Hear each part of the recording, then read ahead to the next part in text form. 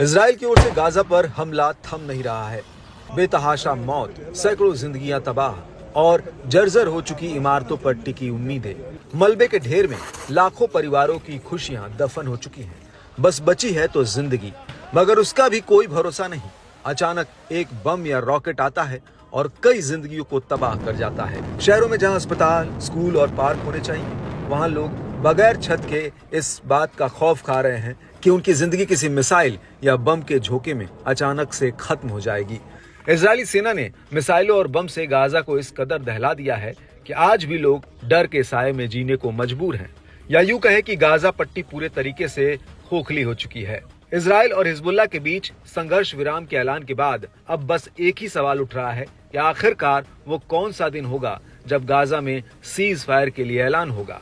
खैर, इस सवाल का जवाब तो अब तक नहीं मिला, लेकिन इजरायली हवाई हमले में 40 से अधिक फिलिस्तीनी एक बार फिर मारे गए। जी हां, गाजा के नागरिक सुरक्षा विभाग ने घोषणा की है कि 30 नवंबर 2024 को गाजा पट्टी के उत्तर में तेल अल जातर क्षेत्र में 100 से अधिक विस्थापित व्यक्तियों को आश्रय देने वाले एक घर को निशाना बनाया गया है।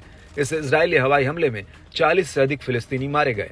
उत्तरी गाजा में नागरिक सुरक्षा टीमों और डॉक्टरों की टीम की कमी के कारण घायलों के बचाव में बाधा आ रही है। साथ ही बड़ी संख्या में पीड़ित मलबे के नीचे दबे हुए हैं। बता दें कि वर्ल्ड फूड प्रोग्राम यानी कि WFP ने पहले ही चेतावनी दे दी है कि गाजा में बहुत जल्द अकाल पड़ सकता है, क्योंकि इजरायली सेना ने यहां पर भोजन और अन्य आपूर्ति के प्रवेश को गंभीर रूप से प्रतिबंधित कर रखा है।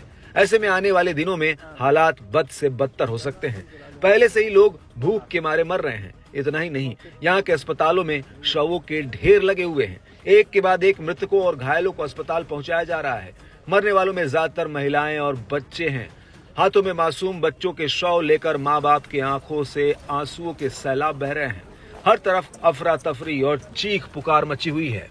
वहीं जबालिया और बेतलाहिया में भी इसी तरह की तबाही की सूचना मिली, जहां दर्जनों पीड़ित 2 दिनों से अपने घरों के खंडहरों के नीचे फंसे हुए हैं। गाजा शहर के पड़ोस में इतावली परिसर के पास विस्थापित परिवारों के घर पर इजरायली हमले में एक व्यक्ति की मौत हो गई और कई लोग घायल हो गए। ये घटनाएं तब होती हैं जब इजरायली सेना उत्तरी गाजा में आवासीय क्षेत्रों पर अपनी बमबारी तेज कर देती है।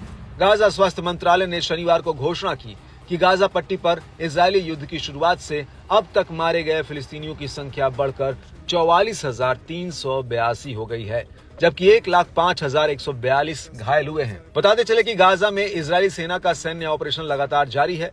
कुछ दिन पहले ही IDF ने हमास पर गंभीर आरोप लगाते हुए कहा था कि उसके लड़ाके अस्पताल को अपने ठिकाने के तौर पर इस्तेमाल कर रहे हैं। अस्पताल आने जाने वाली एम्बुलेंस का इस्तेमाल अपनी आवाजाही के लिए कर रहे हैं। हमास के लड़ाके कमल अदवान अस्पताल में मौजूद हैं। वहीं दूसरी ओर इजरायली सेना गाजा में छिपे हमास के लड़ाकों को खोज कर मार रही है।